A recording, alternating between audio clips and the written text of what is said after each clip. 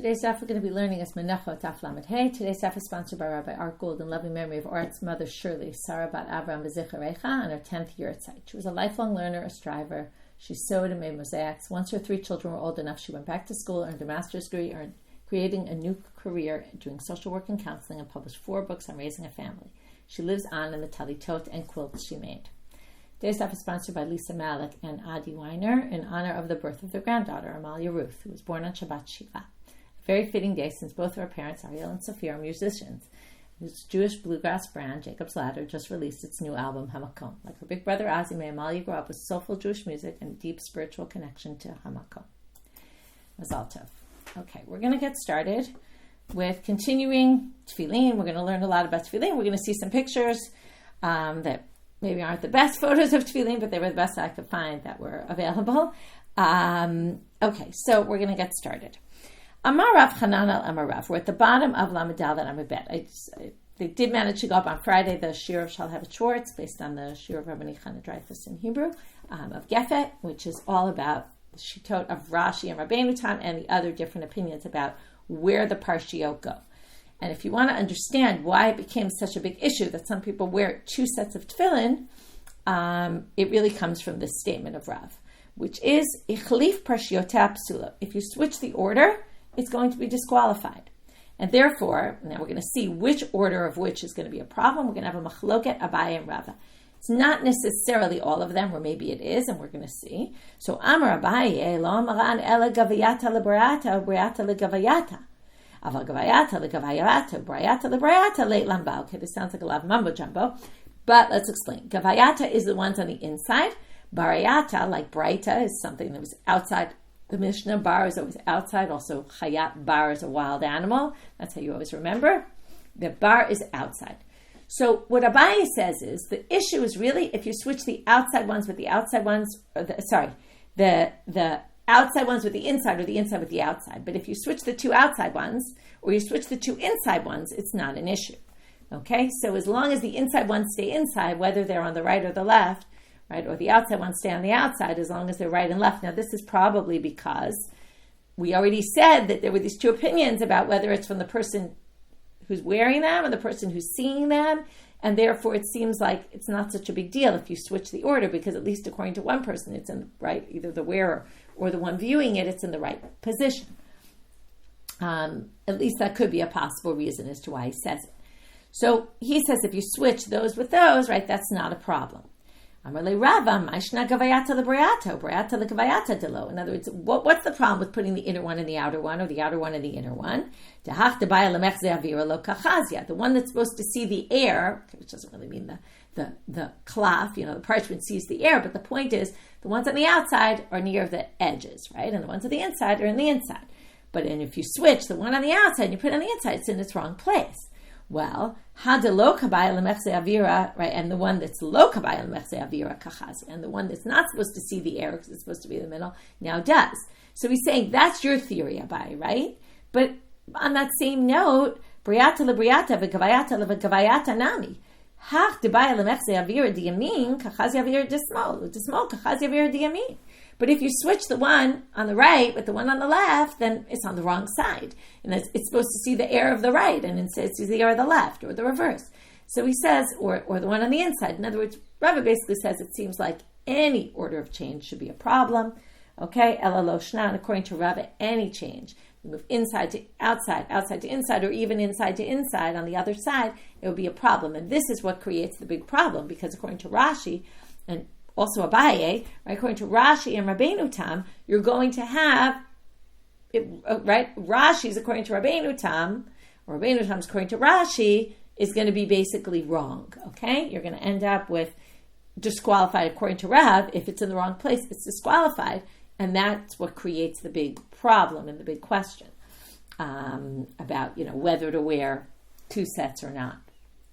Okay. Still not mainstream practice to wear 2 sets, but there are people who do it. Okay. Amar Rav Chanan al Amar Rav. Another statement that Rav Chanan says in the name of Rav, and now I'm going to bring up the pictures. So now we're going to see, I put this up on the site also, so you can see it on the site. we're now going to talk about the different parts of the tefillin. It's very hard to talk about this without seeing it. Okay, again, this image is not perfect. Okay, we're going to talk soon. There's stitches around, which you don't see in this picture, but it's pretty close to, what it looks like. Titura de tefillin halakha l'Moshe Sinai. We're now going to have a slew of halachot that the rabbis claim are halakha l'Moshe Sinai, which means, right, goes way back, okay, and it's a very early source about how to make the tefillin. Okay, it needs this part called the titura. Okay, I'll try to describe this as best as I can, as best as I understand. When you make the tefillin, you make the box on the outside, right? The whole thing is made of a piece of leather, right? A piece of animal hide. And then it's longer than just this box, and it extends out, like imagine a strip that goes all the way out to here, right? Okay, I don't really want to create, I think I just messed that up, because now that I did that, I think it's going to show it.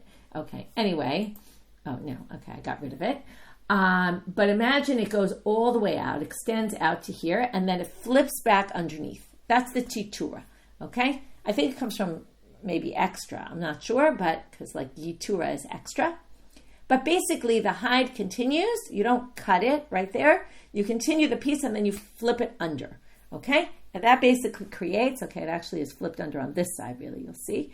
Okay, it flips over. I didn't do it right on the way I was showing it right now, but it flips. I'm just going to hide that. Okay, it flips on this side, and you'll see why, okay? Which is that then you're going to have a ma'abarta. That's the next thing. So it needs this titura, this bottom part, where within the fold there, when you fold it under, you're going to slip in the retsuot, which is the straps of the tefillin. Okay, so now it says here, Amar Abaye ma'abarta de tefillin halakha l'Moshe Sinai. The fact that you now cut out on both sides, you can only see one side here, but you cut out a little piece of the hide in order to have room for the strap to basically go, move, because when you tie the tefillin, you need to be able to move the strap. Okay, nowadays we don't really tie the tefillin is already knotted beforehand, but anyway, to be able to move the strap and adjust it, so you have this place called the ma'avarta. Now, the word ma'avar means a place to pass through, right? So it's a perfect name, ma'avarta, and that's where the tefillin goes through. Okay, so the pictures are very helpful. Hopefully you could pull up a picture even if you're just listening. It's up on the site. It's the links, you should be able to find it.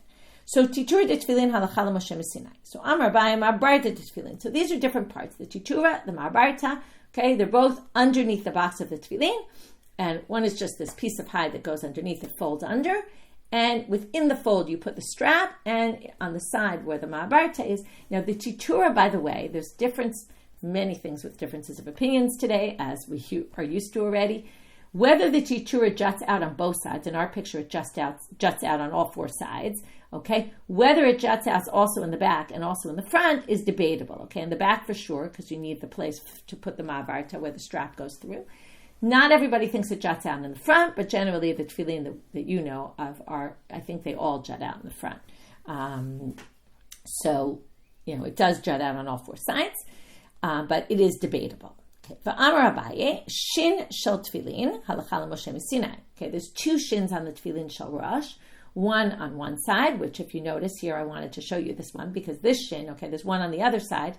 They look different. One is with three, okay, the shin has three, they call it in Hebrew rashim, okay, 3 points of the shin sticking out, right? It's got a base at the bottom and it goes up in 3 places.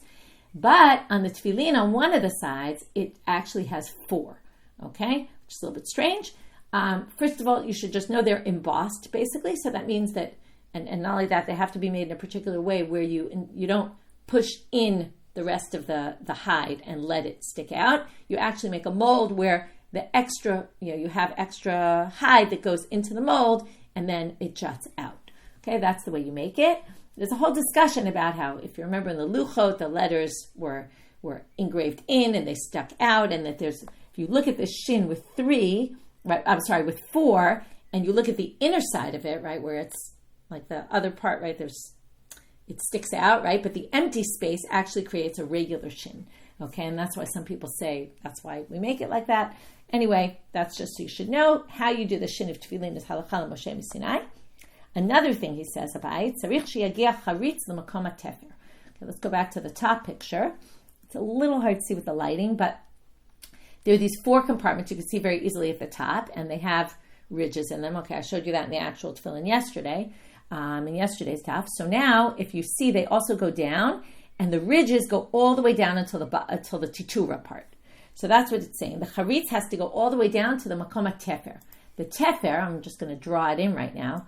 The tfarim, the stitches are in the base where the titura is. Okay, they basically go all around the four sides, and there's stitches there. So basically what they're saying is the charitzim, those ridges that separate the four batim and show these are four distinct compartments, have to go all the way down to where it's sewn, the stitches are. Rav Dimi Minaharde Amar, no, you don't have to go that far down.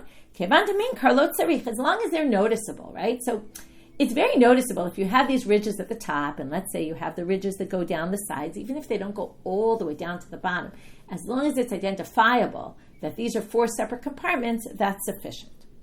For Amar Abaye, another thing Abaye says, Hai kilfa de tefillin tzarich lemibdike. Okay, we don't need the pictures for this part, because now we're talking about the inside of the tefillin, which we don't have a picture of. But anyway, the inside, this you don't really need a picture for. We're talking about the parchment. The parchment that it's written on has to be checked, Abaye says. You have to check to make sure it doesn't have tears in it. You have to make sure there's no flesh of the animal stuck on it or something unnecessary. Maybe there's something wrong with it. And you need a complete writing of it, like a perfect writing, and you won't have a perfect writing if there's tears in it.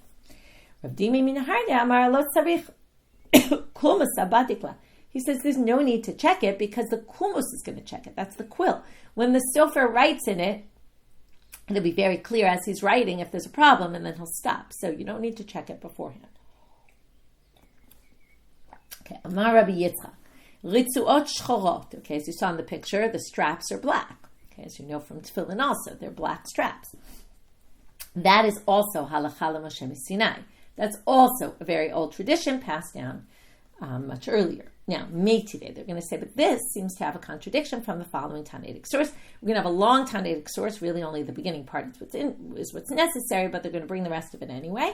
Tefillin, which is interesting because it's going to bring these two ma'asim that happened, and the rabbis didn't comment on it. It seems strange, and we'll see. Tefillin, ein koshrinotam ela b'minan.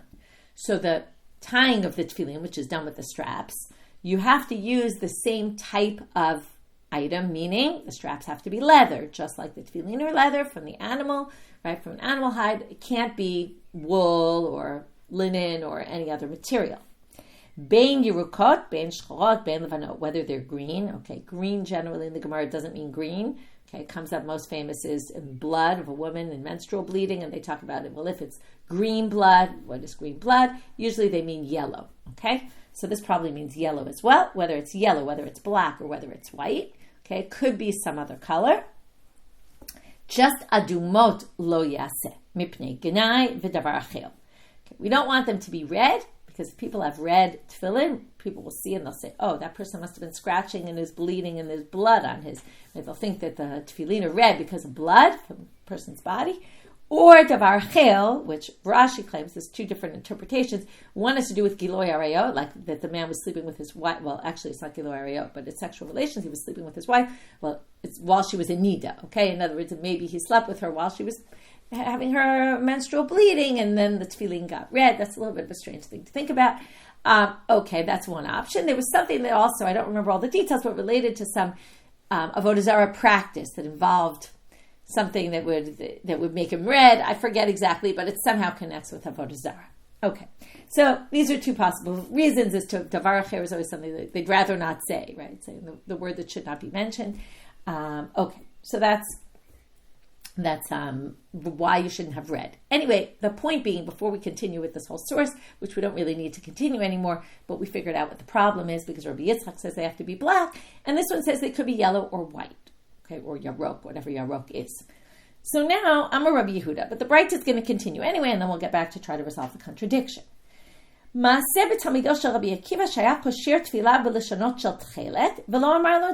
wait, there was a student of Rabbi Akiva who put tchelet, which is a wool, the blue-colored wool, and he would write a dyed wool that was on his tefillin. Okay, they weren't made of leather, and Rabbi Akiva didn't comment at all. So must be it's okay. Right? Could it possibly be that Rabbi Akiva saw his student and didn't tell him not to do it? Like, it seems a little strange. So they answer, Amru lohem lo ra'auto. You're right. They said, could it possibly be he saw him and didn't stop? And they said, yeah, he actually didn't see him. Ve'im ra'auto lo hayam nichod. There's no way that Rabbi Akiva had seen the student and wouldn't have commented on it, okay? It must be, this is a great example, right? Just because you see the student of some rabbi doing something doesn't necessarily mean the rabbi says it's okay. Okay, basically, they say maybe Rabbi Akiva never saw a student putting on tefillin. That maybe is possible, but this next story is a little bit more difficult. Maaseh b'Horkanus, Benosha Rabbi Eliezer ben Horkanus. We have the same type of idea. So Horkanus, the son of Rabbi Eliezer ben Horkanus, Sha'ak kosher tefillah b'lishonot shel argaman. Okay, he would use, right, instead of tchelet, they were argaman, they were woolen strips in the color of argaman, and lo amar lo daval, and he didn't say anything to him. So again, what was he doing, How could the father not have said anything? Efsharo tot tzadik ra'abenova lo michabo. Possibly he saw his son and didn't say anything. Amru lohem lo ra'auto. They say, don't get so alarmed about it. He never saw his son put on tefillin. Seems a little odd. And im ra'auto lo hayam nichad. There's no way if he had seen his son do this, he wouldn't have stopped him. Okay? And there ends the Braita. So those two stories are interesting, not our topic really, but they are interesting in the fact that there were people who were students, right? Students of Talmidei Chachamim, or children of Talmidei Chachamim who were actually putting in their tefillin wool straps. Okay? But anyway, the Braita clearly rejects it, and we're really on this topic because we're talking about the colors. So now they want to remind you why we were here. Katani Mia. Well, in any case, what does it say in this Braita? Bein Yerukot, bein Shchorot, bein Levanot. It could be other colors, or Rabbi Yitzchak said it has to be black. Lo Kasha. Kami bifnim, kami bachutz, right? There's the strap on the outside and the strap on the inside. The part that's on the outside that everybody sees, we're going to talk a lot today about the importance of what people see. Okay, we saw it already, right? With the whole fact that we could count the parshiot and what's the order of them based on the person who sees the person wearing the tefillin, not the person themselves, already is an indicator that there's something important about tefillin, about being seen, right? First of all, it's an ot. An ot is a sign, right? It's supposed to be seen by other people. Okay, we'll talk about even later who's exactly supposed to be seeing it. But anyway, they're going to say on the inside, it could be other colors. On the outside, it has to be black.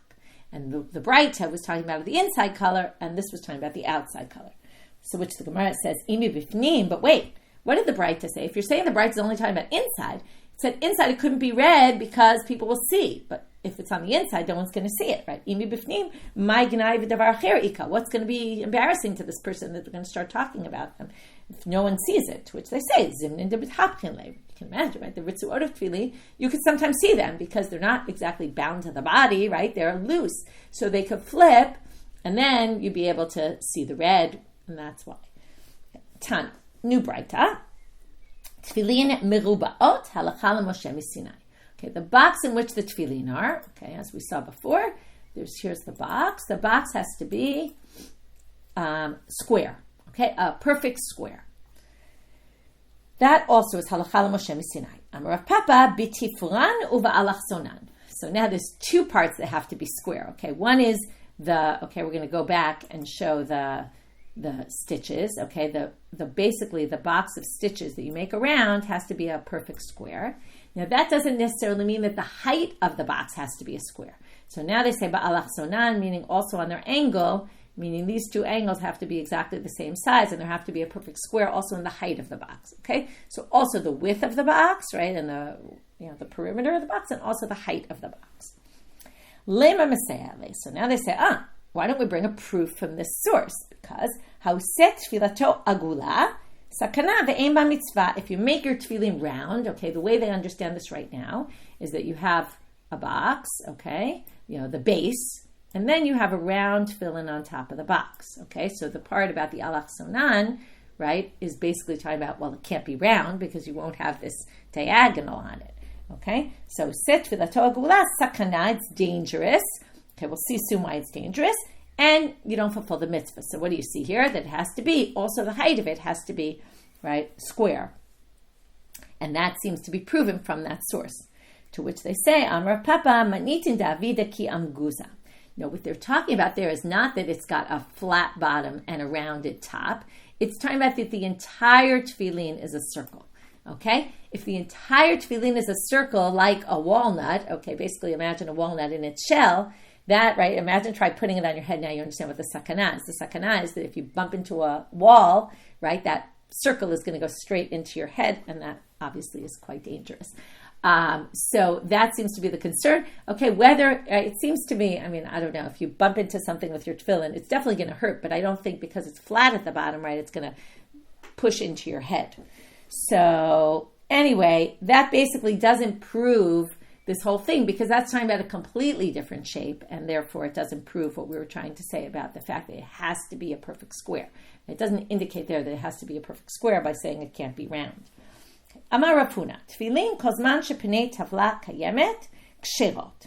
Okay, what's the tavla kayemet? That means as long as the hide that's outside, okay, the outside box that's covering it is intact completely, it's good.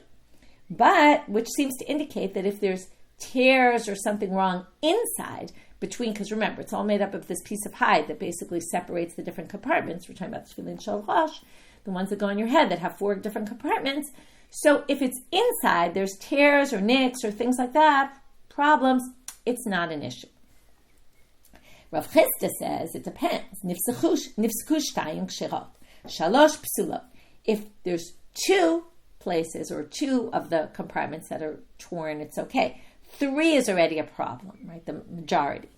Rava comes in and qualifies this. Hada amar shtayim ksherot. When you say 2 is okay, lo amaran ela zeh shelo keneged zeh, aval zeh keneged zeh psulot. As long as they're not near each other. But if they're near each other, then it's a problem. In other words, if you have 2 nicks that are right opposite each other, like let's say in between. So now, I shouldn't say let's say. There's a big debate about how exactly to understand this. Do we mean in between number 1 and 2 and in between number 2 and 3? Or do we mean in between 1 and 2, like 1 tear coming out from the top and 1 at the bottom? Okay, and in 2 different areas on that same separator. There's 5 different pictures in the Schottenstein about what this means exactly. So there's different opinions. Okay, but there seem to be, what they're saying is, it depends where the 2 are. If they're close, somehow closer to each other, it's more of a problem, because then there's like a bigger, right? There's more of a concentration of a problem in one area. Okay. So if they're not keneged zeh, it's okay. If they're keneged zeh, it's psulo. V'zeh keneged zeh nami lo amaran ela b'chadetata. Now, when I said that zeh keneged zeh is a problem, that if 2 are near each other, it's a problem, that I only meant in new tefillin. But in old tefillin, it's not a problem. Okay, this is a little bit strange. You would think old ones are more of an issue, because if you have these 2 tears near each other, it's likely to tear more. The older something is, the more likely it's going to tear. And in fact, the Reef has the opposite girza and explains it that way. He says, yeah, it means old ones are a problem if there's the 2 tears near each other, because they're going to tear even more. New ones is not a problem. However, the other commentaries try to justify our reading, and they say there's all different opinions about why exactly there would be a difference. I'll give you 2 of them, which is, in an old one, the leather's already hardened, so it's less likely to tear more, whereas the new one, it's still very soft, and 1 tear is going to really make it worse. You could say a new one, right, when you get something new and it breaks, it's more of a problem than if you get something old, because it means, right, if it's old and it breaks a little bit, so it's lasted all this time, right, but something new maybe was just made improperly, right? It's a bad indicator. Okay, there's also some people say in an old one there's sort of an expectation that it's going to tear at some point a little bit, and therefore it's not such a big deal.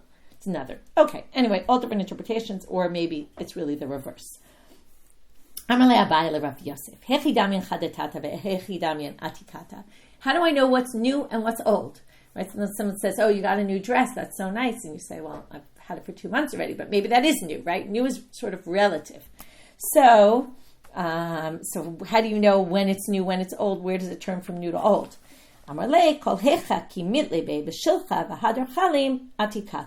If you were to stretch it and it goes back to what it was a minute ago, right, or a second ago, if you stretch it out and then it goes back, that means it's hardened enough, that's old.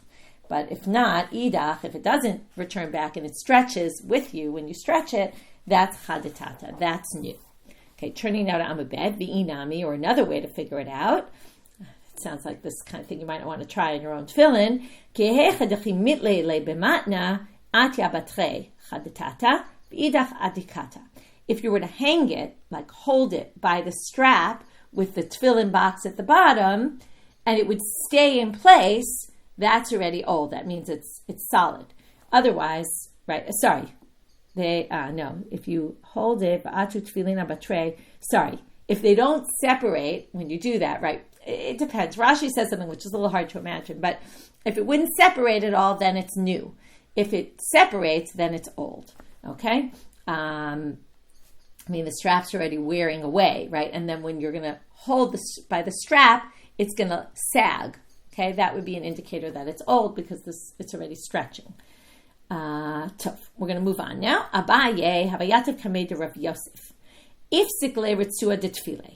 So what happened? Abaye was with Rav Yosef and his tefillin tore the strap of the tefillin. So Amarle, Mahu Lemiktere. Can I tie it back on? Can I tie one to the other, right? The strap. Amarle Ukshartam Ktiv. It says you have to tie your tefillin. Shetehek Shirat Tama. Uchtav Tam, like we had Uchtav Tam with the Ktivat Tama.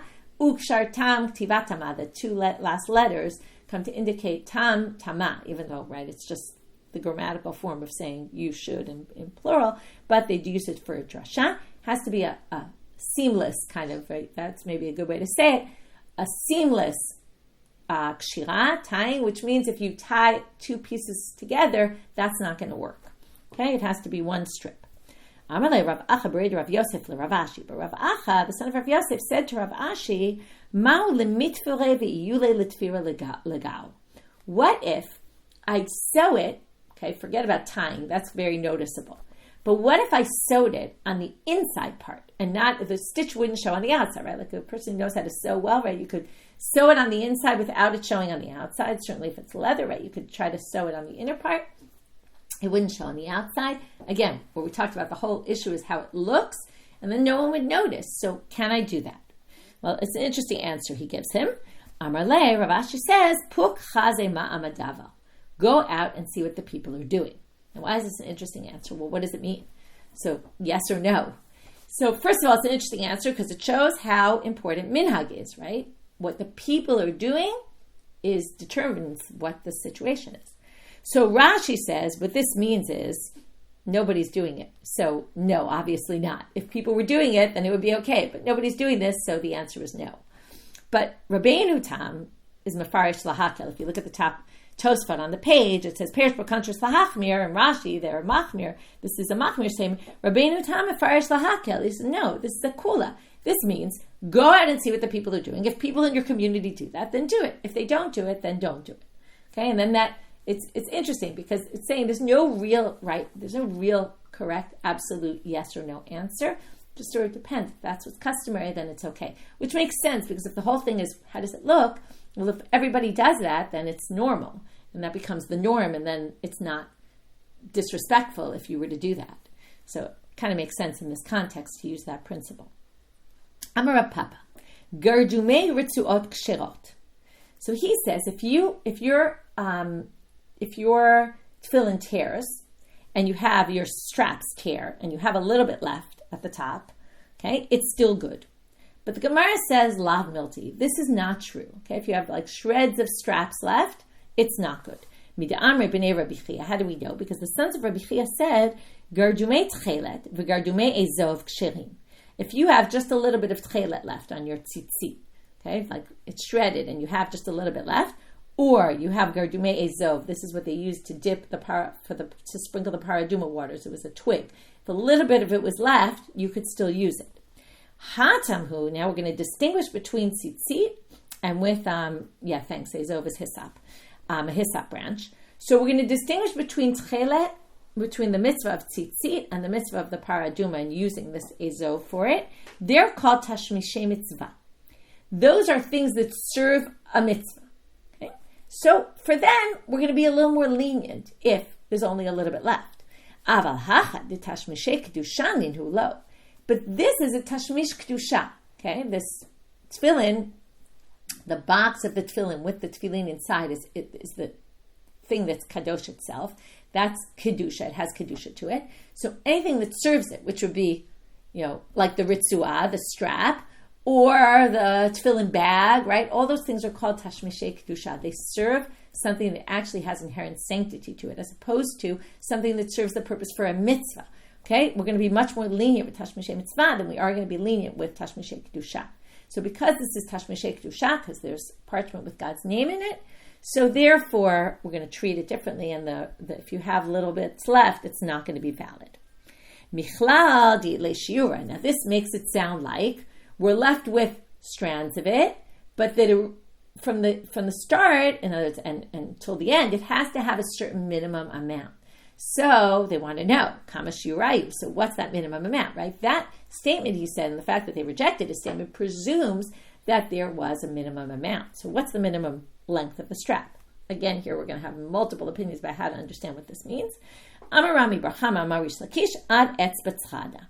Until your finger called the tzchada. Okay, what is that? Some people think it's the middle finger. Some people think it's the index finger.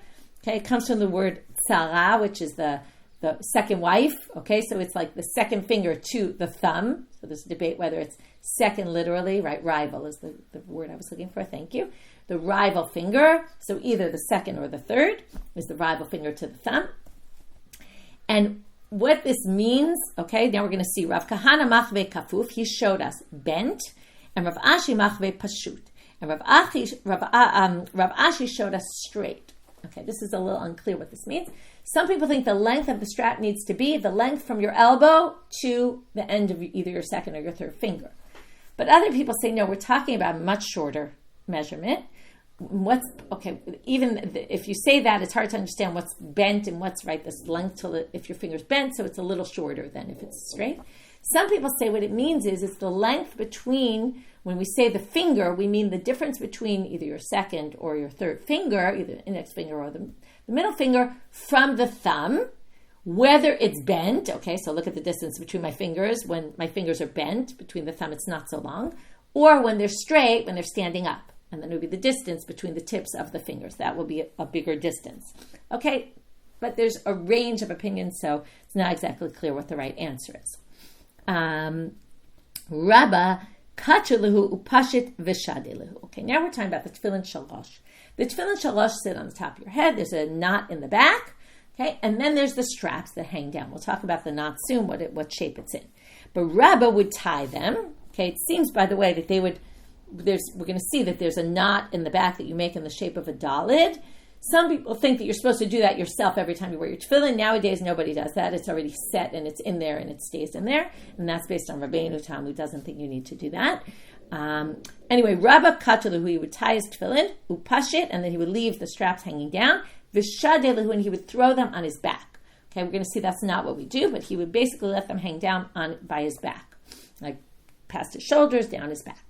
Rav Acha bar Yaakov kataluhu umatlet lahu. Okay, he would tie them and then he would braid them. Okay, presumably because they were very long. Again, it's unclear what matlet lahu. Many people think it means braiding or something else he would do to them because they were very long. Mar bered Ravna avi kedida. This is an interesting line. Mar bered Ravna would do like we do. Okay, which doesn't say what we do, but what we actually do. Okay, again, I don't know. Maybe there's different customs, but the general practice, at least from what I know, is that you basically wear them and the straps, it's behind your head, and then the straps come over your shoulders in front. Okay, the opposite of what Rabba would do. He would put it down his back, the straps come and they hang down the front. Amar Rav Yehuda bered Rav Shmuel bar Shila mishmei de Rav. Kesher shel tefillin halakha l'Moshe miSinai. Okay, the kesher of the tefillin, I'm going to bring back the picture and I'm going to show you the kesher. And although this is one picture of the kesher, okay, makes the form of the letter Dalid. Okay, we have the Shin on the box of the tefillin, which I'll give you a different explanation for it, but many people think it's because there's the Shin, there's the Dalid, which is the shape of the knot in the back of your head, although in a minute we're going to discuss that not everybody's looks like this. Okay, this really looks like a Dalid if you see here in the picture, right? So behind your head, you basically do this knot of a Dalid, and there's a Yud, you make the shape of a Yud with the tefillin when you tie them on your arm. Okay, so then you have the name of God, Shaddai. Okay, so that's the Kesher Shel Tefillin. Some people think it's actually like a box. It's like 1 square, 2 squares, 3 squares, 4 squares that fit into this little box. What does it have to do with a dalid? Well, it's 2 upside down dalids, one on top of the other. Okay, and they kind of sit on each other, and then you end up with this square. Okay, so that's the machloket about what this dalid looks like. Amar Rav Nachman v'noyehem leval. Their beauty should be shown on the outside. Again, there's different interpretations what this means, but some people assume what this means is, general is that the knot that's behind your head, that this dalid shape that sits on the back of the person's head when they wear their tefillin should be noticeable. In other words, don't put it underneath, right, the reverse, but it's the thing that's showing, that dalid is showing outside. Again, you see the importance of what it looks like to other people. Rav Ashi, especially it's in the back of your head, you don't see it at all. Rav Ashi have a yativ kamei demar zutra. So Rav Ashi was sitting in front of Rav Zutra, and when Rav Ashi was there, it hapchale retsuot de tefillin. His retsuot flipped, and it was actually the opposite. Okay, so the dalid was actually on the inside. Amarle. So Rav Zutra says to him, "Lo savar lamar v'noyehem labar." Do you not hold that it's supposed to be noticeable on the outside? Amarle lavadate. He said, "Oh, I didn't realize that it was inside." Okay, you just didn't notice because again, you don't see it yourself, and he didn't realize that it flipped. So obviously, he did agree with the halakha. He just didn't realize that his tefillin had flipped the other way. Now we're going to quote a pasuk, and this is going to show a few things. Okay, first of all, the importance of your tefillin being noticeable on you. This is a pasuk that we're going to say relates to the tefillin of Rosh. Vira'u. Okay, it's a pasuk from Dvarim. Vira'u kol hamei haaretz. All the nations of the live on the land should see ki shem Hashem nikra alecha v'yar'u mimeka. The God's name is upon you. Okay, what does that mean? Upon you, literally upon you, on your head. We're going to say, okay, it's not the literal meaning of the pasuk, right? Obviously, it means figuratively. They're going to see that God is with the Jewish people v'yar'u mimeka, and they will fear you.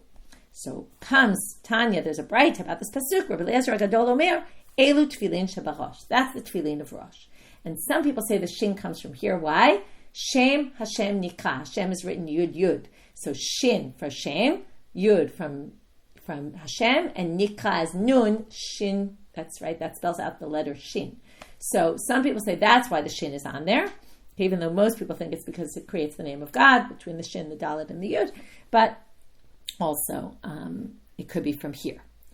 Vasiroti et kapai v'ra'ita et achorai. Okay, this is, if you remember, in Sefer in Shmot, we'll get to it in a few weeks, in Parshat Ki Tisa, after Chet HaEgel, when Moshe requests to see God, and God says, I'll only show you my back, right? You'll see the back of me. What does that mean? What did Moshe see according to the Midrash? Amar Rav Chana bar Bizna, Amar Rabbi Shimon Chasida, Melamed, Shar'alo Kadosh Baruch Hu Moshe Kesher Shel Tefillin. He saw the back of God's head. God showed him how to do the kesher of tefillin. This relates to what we saw about God showing how to do the menorah and other things, right? That, again, this basically supports what we said before. It's halakha Moshe Sinai. It was actually, right, if we take it literally, halakha Moshe Sinai was shown to Moshe at Sinai. He literally saw it. Amar Rav Yehuda, kesher shel tefillin tzarich sheyeh lemala. Okay, you need to put it higher up, not like on your neck, but higher up on the head. Kadei shiyu, right, this is in the back of the head, okay, but not like by the back of your neck, but where you still have hair there. Kadei shiyu Yisrael lemala v'lo lamata, is a sign that the Jewish people, again, if this is an indicator of God being upon you and about the connection of God and the Jewish people should be higher and not lower.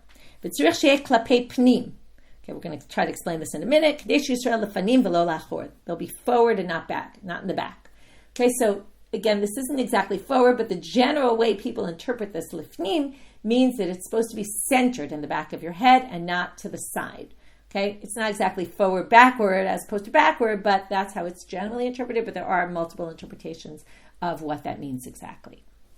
Okay, last point for today, which we're going to continue into tomorrow, is the idea of the brachot of the tefillin.